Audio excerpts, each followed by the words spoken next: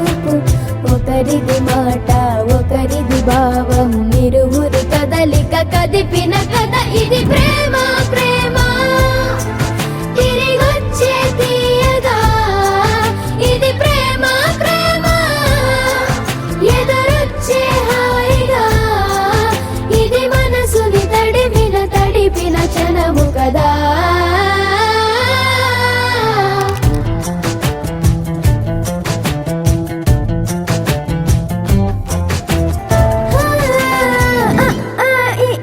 నేర్పిన అమ్మకి గురువునవుతున్నా, అడుగులు నడకలు నేర్పిన నాన్నకి మార్గం అవుతున్నా.